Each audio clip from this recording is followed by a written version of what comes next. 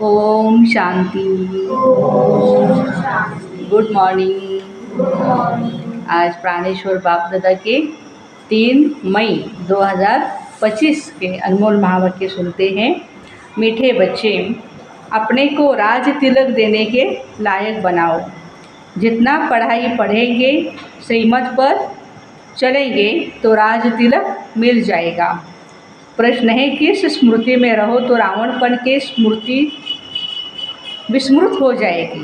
रावण की जो स्मृति है वो विस्मृत हो जाएगी। उत्तर, सदा स्मृति रहे कि हम स्त्री पुरुष नहीं हैं। कौन है? आत्मा है। हम बड़े बाबा शिव बाबा से छोटे बाबा माना ब्रह्मा बाबा के द्वारा वर्षा ले रहे हैं। यह स्मृति रावणपने की स्मृति को भुला देगी। जबकि स्मृति आई है हम एक बाप के बच्चे हैं तो रावणपने की स्मृति समाप्त हो जाती है। यह भी पवित्र रहने की बहुत अच्छी युक्ति है, परंतु इसमें मेहनत चाहिए। गीत है, तुम्हें पाके हमने जहाँ पा लिया, जमी तो जमीन आसमां पा लिया। ओम शांति। रूहानी बाप बैठ रूहानी बच्चों को समझाते। देखो, सब तिलक यहाँ देते हैं, कहाँ? भ्रुकुटी में, बरोबर। इस जगह एक तो आत्मा का निवास है, दूसरा राज तिलक भी यहाँ ही देते हैं। ये आत्मा की निशानी है। अब आत्मा को बाप का वर्षा चाहिए। कौन सा वर्षा चाहिए? स्वर्ग का, विश्व का राज्य तिलक चाहिए। सूर्यवंशी चंद्रवंशी महाराजा महारानी बनने के लिए पढ़ते हैं। यह पढ़ना गोया अपने लिए अपने को राज तिलक देना। तुम यहाँ आए हो पढ़ने के लिए। आत्मा जो यहाँ निवास करती है वो कहती है, बाबा हम आपसे विश्व का स्वराज्य अवश्य प्राप्त करेंगे। अपने लिए हर एक को अपना पुरुषार्थ करना है। कहते हैं, बाबा हम ऐसे सपूत बनकर दिखाएंगे। आप हमारी चरण को देखते रहना, हम कैसे चलते हैं, चेक करना हमें। आप भी जान सकते हो हम अपने को राज तिलक देने के लायक बने हैं या नहीं। तुम बच्चों को बाप का सपूत बन दिखाना है, सपूत बन करके दिखाना है। बाबा हम आपका नाम जरूर बाला करेंगे। बोलो, बाबा हम आपका नाम जरूर बाला करेंगे। हम आपके मददगार सो अपने मददगार बन भारत पर अपना राज्य करेंगे। भारतवासी कहते हैं ना हमारा राज्य है, परंतु उन विचारों को पता नहीं है कि अभी हम विषय वैतरणी नदी में पड़े हैं।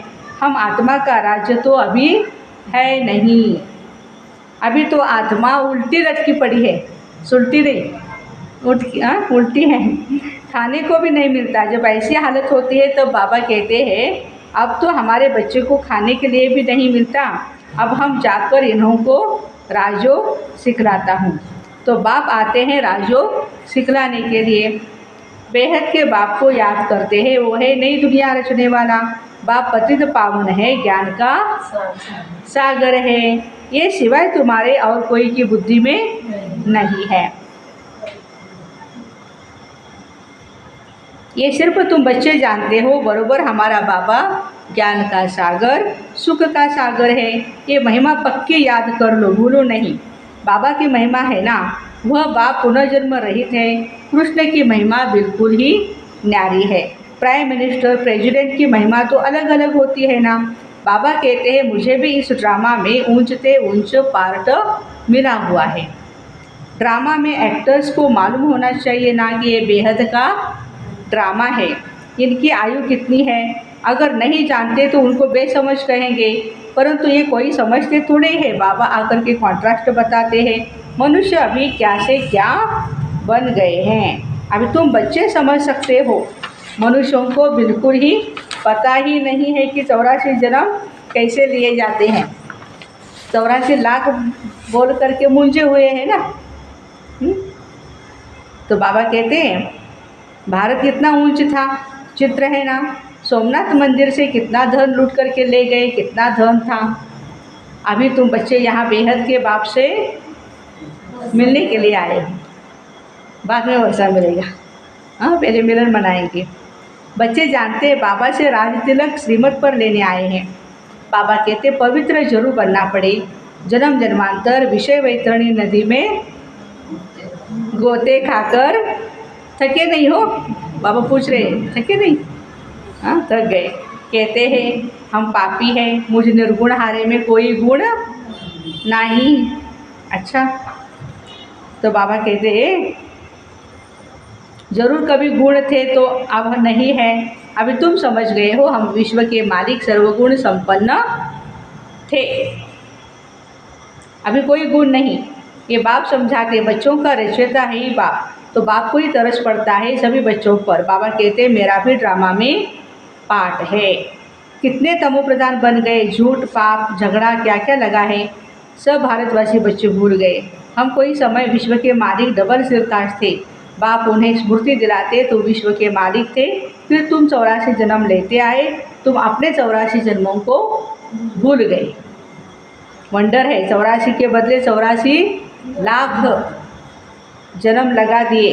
फिर कल्प की आयु भी लाखों वर्ष कह देते। घोर अंधियारे में है ना, कितनी झूठ है। भारत ही सचखंड था, भारत ही झूठ खंड है। झूठ खंड किसने बनाया, सचखंड किसने बनाया, ये किसको पता नहीं। रावण को बिल्कुल ही नहीं जानते। भक्त लोग रावण को जलाते। कोई रिलीजियस आदमी हो, उनको तुम बताओ मनुष्य क्या क्या करते हैं। धार्मिक कोई व्यक्ति होती है तो बाबा कहते हैं उनको आप पूछो ये क्या करते हो आप, है ना। सतयुग जिसको हेवन पैराडाइज कहते हैं, वहाँ शैतान या रावण कहाँ से आया। हेल के मनुष्य वहाँ कैसे हो सकते, तो समझेंगे यह तो बरोबर भूल है। तुम रामराज्य के चित्र पर समझा सकते हो, इसमें रावण कहाँ से आया। तुम समझाते भी हो परंतु समझते नहीं। कोई बिरला निकलता है, तुम कितने थोड़े हो जो आगे चल देखना हमारे में भी कितने ठहरते हैं। हाँ, तो बाबा ने समझाया आत्मा की छोटी निशानी यहाँ दिखाते। बिंदी लगाते हैं ना मस्तक पर, बड़ी निशानी राज तिलक देते हैं। हाँ ना, श्री नारायण जी को देखा होगा आपने, हाँ बड़ा वाला नाम। हाँ अच्छा, अभी बाप आए हैं, अपने को बड़ा तिलक कैसे देना है, तुम स्वराज्य कैसे प्राप्त कर सकते हो, वो रास्ता बताते। उनका नाम रख दिया राजयोग। सिखलाने वाला है बाप। श्री कृष्ण थोड़े ही बाप हो सकता है, वो तो बच्चा है ना। फिर राधे के साथ स्वयंवर होता है, तब एक बच्चा होगा। बाकी श्री कृष्ण को इतनी रानियाँ दे दी, ठीक है। रानियाँ कितनी रानियाँ थी भाई श्री कृष्ण को, हाँ 16 सहस्त्र, कितनी थी रानियाँ। अच्छा, शादी हुई थी श्री कृष्ण की, वो तो छोटा बच्चा था ना। बच्चे को बीवी होती है क्या, छोटे बच्चे को बीवी होती है। हाँ, जब वो बड़े हो जाते हैं, नारायण बनते हैं, तब लक्ष्मी के साथ उनका स्वयंवर होता है। वो तो बच्चा है, फिर राधे के साथ स्वयंवर होता तब एक बच्चा होगा। बाकी श्री कृष्ण को इतनी रानियाँ आदि दे दी है, ये सब झूठ है, परंतु ये भी ड्रामा में नूंद है। ऐसी बातें फिर भी सुनेंगे। अभी तुम बच्चों की बुद्धि में है कैसे हम आत्माएं ऊपर से आती है पाठ बजाने, एक शरीर छोड़ दूसरा लेती है। ये तो बहुत सहज है। बच्चा पैदा हुआ, उनको सिखलाते हैं ये बोलो, तो सिखलाने से सीख जाता है। तुमको बाबा क्या क्या सिखलाते, सिर्फ कहते हैं बाप और वर्षे को याद करो। गाते भी हो तुम माता पिता हम बालक तेरे, आत्मा गाती है ना, बरोबर सुख घनेरे मिलते हैं। तुम बच्चे जानते हो शिव बाबा हमको पढ़ा रहे हैं, यहाँ तुम शिव बाबा के पास आए हो। भागीरथ तो मनुष्य का रथ है, इसमें परमपिता परमात्मा विराजमान है, परंतु रथ का नाम क्या है। अभी तुम जानते हो नाम है ब्रह्मा, क्योंकि ब्रह्मा द्वारा ब्राह्मण रचते हैं ना। पहले होती है चोटी ब्राह्मण, फिर देवता। पहले तो ब्राह्मण चाहिए, इसलिए विराट रूप दिखाया है। तुम ब्राह्मण ही देवता बनते हो, हम ब्राह्मण ही देवता बनते हैं। बाबा बहुत अच्छी रीति समझाते हैं, फिर बच्चे भूल जाते हैं। बच्चों का काम ही है बस याद नहीं करना, जो बातें याद करनी है उसको भी भूल जाते हैं। तो बाप कहते बच्चे सदा स्मृति रखो, हम स्त्री पुरुष नहीं है तो कौन है, आत्मा है। हम बड़े बाबा माना कौन, शिव बाबा। शिव बाबा से छोटे बाबा द्वारा वर्षा ले रहे हैं। छोटे बाबा कौन, तो रावण पने की स्मृति विस्मृत हो जाएगी। ये पवित्र रहने की बहुत अच्छी युक्ति है। बाबा के पास बहुत जोड़े आते हैं, जोड़े माना युगल, पति पत्नी बहुत आते हैं। अच्छा, मेहनत बिगड़ तो कुछ चल न सके, हम बाबा के बने उनको याद करते, बाबा भी कहते मुझे याद करो तो तुम्हारे विकर्म विनाश होंगे। 84 जन्मों की कहानी भी बिल्कुल सहज है, बाकी मेहनत है बाबा को याद करने की। मेहनत किसमें? याद करने में। बाकी ज्ञान तो सभी को पंडित के मुआफिक बहुत है। बाबा कहते कम से कम पुरुषार्थ कर 8 घंटा याद करो। कितना घंटा? 1 घड़ी, आधी घड़ी क्लास में आओ तो स्मृति आएगी, बाबा हमको पढ़ाते। क्लास में ही नहीं आएंगे तो फिर भूल जाएंगे। अभी तुम बाबा के सन्मुख हो ना, बाबा बच्चे बच्चे कहे समझाते, तुम बच्चे सुनते हो। बाबा कहते बच्चे hear no evil, see no evil. ये भी अभी की बात है। तुम बच्चे जानते हो हम ज्ञान सागर बाप के पास सन्मुख आए हैं। ज्ञान सागर बाप तुमको सारे सृष्टि का ज्ञान सुनाते, फिर कोई उठाए ना उठाए वो तो उनके ऊपर है। बाबा आकर अभी हमको ज्ञान दे रहे हैं, हम अभी राजयोग सीखते हैं। फिर कोई भी शास्त्र आदि भक्ति का अंश नहीं रहेगा। भक्ति मार्ग में ज्ञान रिंचक मात्र नहीं, और ज्ञान मार्ग में भक्ति रिंचक मात्र नहीं। ज्ञान सागर जब आए, कौन? शिव बाबा, तब ही ज्ञान सुनाए। उनका ज्ञान है ही सद्गति के लिए, सद्गति दाता है ही एक जिसको भगवान कहा जाता। सब एक ही पतित पावन को बुलाते, फिर दूसरा कोई हो ही नहीं सकता। अभी बाप द्वारा तुम बच्चे सच्ची बातें सुन रहे हो। बाबा ने सुनाया, बच्चे मैं तुमको कितना साहूकार बना कर गया था, 5000 वर्ष की बात है। तुम डबल सिर ताज थे, पवित्रता का ताज था। फिर रावण राज्य होता तो तुम पुजारी बन जाते हो। अब बाप पढ़ाने आए हैं तो उनकी श्रीमत पर चलना है, औरों को भी समझाना है। बाबा कहते मुझे यह शरीर लोन लेना पड़ता है, महिमा सारी उस एक की ही है, मैं तो उनका रथ हूँ, बैल नहीं हूँ। हाँ, ब्रह्मा बाबा बोलते मैं कोई बैल नहीं हूँ, मैं शिव बाबा का हुसैन का घोड़ा हूँ मैं। हाँ, अच्छा, बलिहारी सारी तुम्हारी है, बाबा तुमको सुनाते, मैं तो बीच में सुन लेता हूँ। देखो, शिव बाबा सुनाते हम बच्चों को और ब्रह्मा बाबा सुन लेते हैं बीच में। मुझ अकेले को कैसे सुनाएंगे?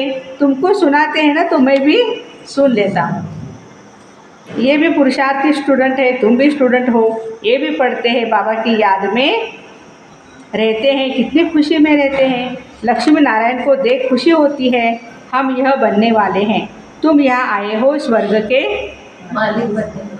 मालिक बनने के लिए। अच्छा, बाबा कहते स्वर्ग के प्रिंस प्रिंसेस बनने के लिए। सभी प्रिंसेस है ना, राजकुमारी बेटी है ना, सभी राजाएं महाराजाएं। ये राजयोग है ना, एम ऑब्जेक्ट भी है, पढ़ाने वाला भी बैठा है, तो खुशी क्यों नहीं होती? अंदर में बहुत खुशी होनी चाहिए। बाबा से हम कल्प कल्प वर्षा लेते, यहाँ ज्ञान सागर के पास आते हैं, पानी की तो कोई बात नहीं, यह तो बाप सन्मुख समझा रहे हैं। तुम भी यह देवता बनने के लिए पढ़ रहे हो। बच्चों को बहुत खुशी होनी चाहिए। अभी हम जाते हैं अपने घर, कहाँ? हाँ, परम धाम में।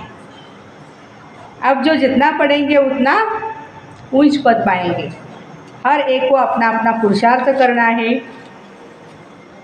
दिल होल बना, दिल शिकस्त मत बनो। कोई बातें छोटी मोटी होती है तो हम नाराज़ होते हैं, दुखी होते हैं। बाबा कहते हैं नहीं बच्चे, ये बहुत बड़ी लॉटरी है। समझते हुए भी आश्चर्यवंत भागंती हो, पढ़ाई को छोड़ देते हैं। हाँ, देखो इतना स्वयं भगवान आया है फिर भी रोज़ मुरली सुनते नहीं, और क्या बोलते हैं, हम तो घर में बैठे सुनते हैं। अच्छा, लॉकडाउन के समय आपने घर में सुना, कोरोना के समय ठीक है, वो तो बात अलग थी, मिल नहीं सकते थे उस समय, लेकिन अभी तो माहौल ठीक है ना, अभी क्या प्रॉब्लम है? फिर भी आलस्य और अलबेलापन इतना भरा पड़ा है, बात मत पूछो। क्लास में नहीं जाते।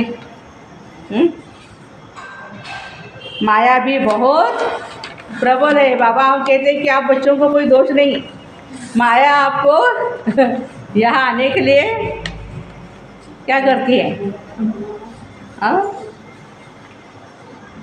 तंग करती है। मत जाओ आप सेंटर पर, यहाँ घर में बैठो। अच्छा, मीठे मीठे सिक्के बच्चों प्रति माता पिता बाप दादा का याद प्यार और गुड मॉर्निंग। रूहानी बाप की रूहानी बच्चों को नमस्ते। हम रूहानी बच्चों की रूहानी माता पिता बाप दादा को याद प्यार गुड मॉर्निंग नमस्ते। वाह बाबा वाह, शुक्रिया बाबा शुक्रिया। धारणा के लिए मुख्य सार है, अपने को राज तिलक देने के लायक बनाना है। सपूत बच्चा बनकर सबूत देना है। चलन बड़ी रॉयल रखनी है। बाबा का पूरा पूरा मददगार बनना है। हम स्टूडेंट हैं, भगवान हमें पढ़ा रहे हैं। इस खुशी में सदा पढ़ाई पढ़नी है।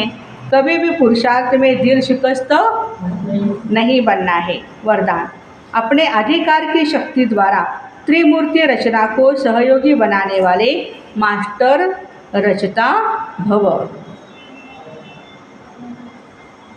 त्रिमूर्ति शक्तियाँ कौन सी कौन सी? मन, बुद्धि और संस्कार। यह आप मास्टर रचता की रचना है। इन्हें अपने अधिकार की शक्ति से सहयोगी बनाओ। जैसे राजा स्वयं कार्य नहीं करता है, कराता है। करने वाले राज्य कारोबारी राज्य चलाते हैं, वो अलग होते हैं ना। ऐसे आत्मा भी करावनहार है। करणहार एक विशेष त्रिमूर्ति शक्तियाँ हैं। तो मास्टर रचयिता के वरदान को स्मृति में रख। कौन सा वरदान? मास्टर रचयिता।